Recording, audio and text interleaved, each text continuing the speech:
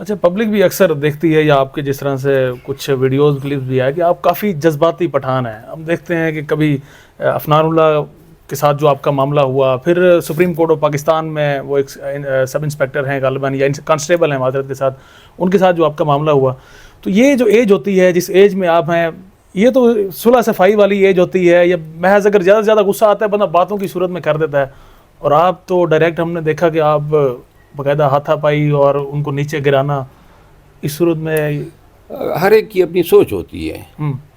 بات یہ ہے کہ میں ماں بہن کی گالیاں برداشت نہیں کرتا ہوں، چاہے کوئی مجھے جھگڑالو کہے، چاہے کچھ بھی کہیں. اگر کوئی شخص میرے ساتھ والی کرسی پہ بیٹھ کے میرے خان صاحب کے لیے وہ یہ کہے کہ یہ حرام خور ہے، یہودی ہے، یہودی کا بیٹا ہے، تو یہ میری غلطی ہے کہ اس کو میں نے چپیڑ ماری ہے یا درگت بنائی ہے اس کی. یہ میری غلطی کس طرح ہے؟ لوگ کیوں نہیں دیکھ رہے ہیں کہ وہ کس قسم کی زبان استعمال کر رہا تھا، کس چیز نے اس کو یہ حق دیے ہیں کہ اتنی زیر افشانی کریں. تو لہٰذا یعنی کہ آپ یہ سمجھتے ہیں کہ وہ یہ بولتا رہا اور میں شرافت سے اٹھ کے کھڑا ہو جاتا کہ جی میں تو شریف آدمی ہوں، چلا جاتا ہوں. کہا جاتا ہے politics is the art of possibility. یہ پالیٹکس نہیں ہے، یہ گالم گلوچ سیاست کہاں سے ہو گئی ہے؟ کس نے کس کو حق دیا ہے؟ آج تک نواز شریف کے لیے یہ زبان پاکستان تحریک انصاف نے استعمال کی ہے؟ حرام خور کی یا بوٹ پالش کی یا اور اس طرح کی گندی زبان. میری پھر وہ سپاہی کا دیکھ لیں، ایک تو تعاقب کر رہا تھا، وہ بھائی پھر تعاقب کر رہا تھا، تعاقب کرنے کے بعد جو ہے جب ہم نے منع کیا تو یہ دندناتا ہوا میرے پیچھے سپریم کورٹ آیا. اور آگے آپ اس ویڈیو کو سن لیں، اس میں یہ گالیاں اس کی سنائی دے رہی ہے. اب آپ مجھ سے یہ توقع کریں کہ جی میں تو شرافت کا مجسمہ ہوں، آرام سے چلا جاؤں گا. وہ گالیاں دے رہا تھا، گالی دینے والے کا علاج ہی یہی ہے. یہ افنان اللہ جو ہے آئندہ کسی پروگرام میں گالیاں نکال دینا. یہ اس کو بھی سبق ملا ہے، اور یہ سپاہی بھی، بلکہ سپاہی نہیں جس نے اس کو میرے پیچھے لگایا تھا، آئی جی اسلام آباد، اور انہوں نے پھر جا کے اس کے بعد پرچہ کیا، اقدام قتل بنا دیا. اتنے یہ بدنیت لوگ ہیں کہ یہ گالم گلوچ سے جو لڑائی شروع ہوئی اس کو اقدام قتل بنا دیا. آج اس میں میری ضمانت کنفرم ہوئی. اس مقدمے کی اتنی ہی حیثیت تھی. اب یہ مقدمہ آئی جی اسلام آباد نے میرے خلاف ثابت بھی کرنا ہے، اور میں قسماً کہتا ہوں کہ یہ ثابت نہیں کرے گا تو ارجانہ اور ڈیمیجز میں ان سے طلب کروں گا. یہ جدھر بھی پوسٹنگ ہوگی، میں نے اس کی پوسٹنگ کو بھی چیلنج کیا ہے الیکشن کمیشن کے روبرو. الیکشن آنے والے ہیں اور یہ 2 سالوں سے زیادہ ٹائم ہو گیا ادھر بیٹھا ہوا ہے، تو پھر الیکشن نہیں ہو سکتے ہیں. کے پی پنجاب اور اسلام آباد کے آئی جیز کی ہوتی ہوئی ہے، بقایا جو 2 آئی جیز ہیں ان کی بھی میں چیلنج کر رہا ہوں. تو اس طرح کے جذبات ہم تو دیکھتے ہیں اکثر. عظمیٰ بخاری کل بھی دیکھا گیا کہ نعیم پنجوتا کے ساتھ اکثر ان کی ایس و بحث و مباحثہ چلتا رہتا ہے، یا کسی اور جو بھی وہاں پہ مہمان بلائے جاتے ہیں ان کے ساتھ.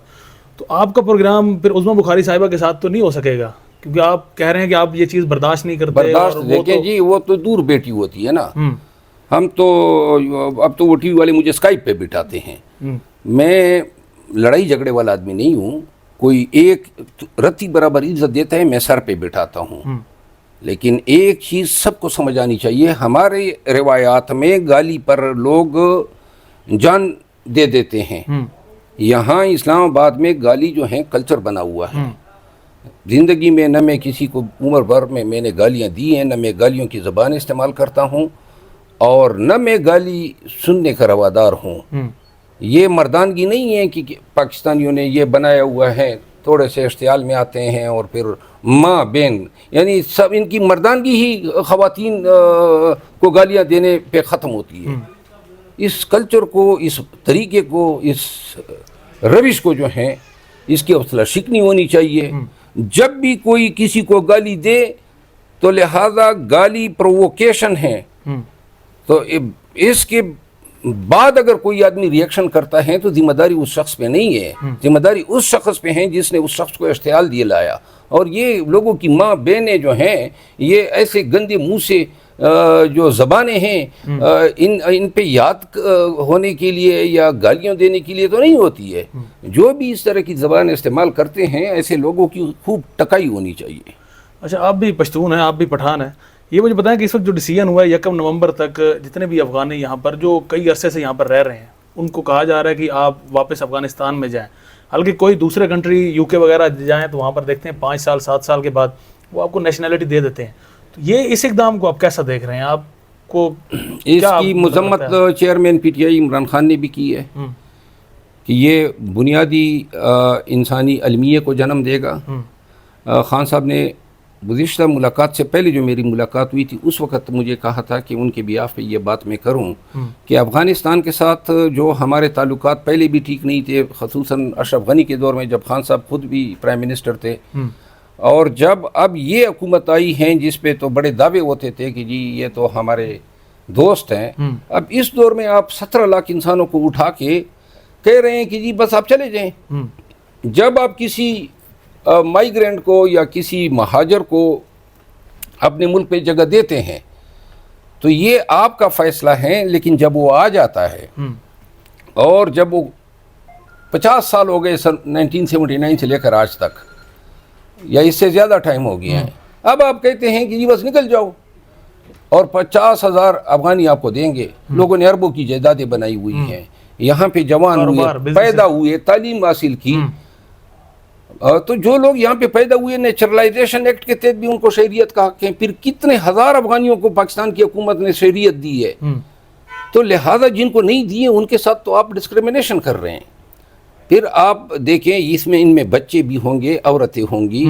اب میں آپ کو بتا دوں 3 دن سے افغانی میرے پاس آ رہے ہیں اور وہ بتا رہے ہیں کہ پولیس جگہ جگہ پہ افغانیوں کو گرفتار کر کے ان سے پیسے اینٹ رہی ہے اور پھر پیسے لے کے چھوڑ دیتے ہیں. تو لہٰذا 17 لاکھ لوگوں کو یہاں سے نکالنے کا ان کے پاس نہ کوئی ذریعہ ہے نہ وسائل ہیں، نہ یہ نکال سکتے ہیں.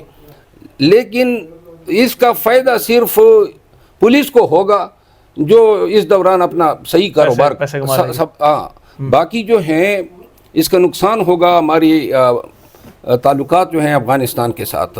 بالخصوص اگر یہ چیزیں شروع ہوتی ہیں، ان لوگوں کے ساتھ زبردستی ہوتی ہے، آج میڈیا کا دور ہے، کیمرہ ہر جگہ پہ ہیں، تو یہ ساری چیزیں بین الاقوامی کمیونٹی میں ہمارے لیے نفرت اور بدنامی کا باعث بنے گی. افغانستان کے لوگ جو ہیں وہ کس طرح یہ، اور پھر افغانستان کے ساتھ ساتھ تمام افغان، یعنی آپ کے پی اور بلوچستان میں ہم سب افغان ہیں. تو لہٰذا ہم کس طرح یہ پسند کر سکتے ہیں؟ آپ کے اس ملک میں بنگالی ہیں، آپ کے اس ملک میں بلوچ ہیں، آپ کے اس ملک میں خانہ بدوش ہیں جن کی تعداد تقریباً 1 کروڑ سے زیادہ ہیں، اور ان کے یعنی ان کا کوئی نادر ریکارڈ ہی نہیں ہے. آپ ان کو تو ٹچ نہیں کر رہے ہیں، افغانوں کے پیچھے پڑے ہوئے ہیں. تو لہٰذا اگر اتنی ہی آپ کو امن و امان یا آپ کو پاکستان میں چیزیں اسٹریم لائن کا شوق ہے تو پھر سب کو ایک ہی لاٹھی سے ہانکو. اور یہ افغانستان جو ہیں، افغانستان کے لوگ جو یہاں پہ آئے ہیں، آباد ہوئے ہیں، پیدا ہوئے ہیں، تعلیم حاصل کی ہے، اب اس معاشرے کے مفید شہری ہیں. ان کو اسیمیلیٹ کرو، ایملگمیٹ کرو اپنے سوشل فیبرکس میں. پاکستان جس طرح میں نے پہلے بھی کہا تھا کہ یہاں سے اگر کوئی خاتون امریکہ کی ہوائی حدود میں بھی، کوئی باہر کی خاتون امریکہ کے ہوائی حدود میں بھی اگر کسی بچے کو جنم دیتی ہیں، یا کوئی پریگننٹ خاتون جا کے وہاں پہ امریکہ کی سائل پہ کسی بچے کو جنم دیتی ہیں، وہ بچہ اسی وقت سے امریکی سٹیزن ہو جاتا ہے. یہاں پہ لوگ 50 سال کے بوڑھے ہو گئے ہیں اور آپ کہہ رہے ہیں کہ جی آپ واپس چلے جائیں. اس کا رد عمل آئے گا جو ہمارے بارڈر کے حالات ہیں، سیکیورٹی کے حالات ہیں، اور یہ قیمت پھر افغان چکائیں گے کے پی کے اور بلوچستان کے، کیونکہ زیادہ سے زیادہ وہاں پہ ہی تخریب کاریاں شروع ہو جاتی ہیں. تو لہٰذا خدا را ملک پہ رحم کریں، افغانوں پہ رحم کریں، ہم سب پہ. پھر یہ اللہ تعالیٰ نے ہمیں اتنا بڑا وسیع ملک دیا ہے، کتنی بڑی زمین ہے، تو اگر اس میں یہ افغان بھی رہیں اور پلے بچوں کو پالیں، یعنی ان بچوں کا کیا قصور ہے جو بعد میں پیدا ہوئے. میں اس کی شدید مذمت کرتا ہوں. اور ان کے پاس کوئی معاشی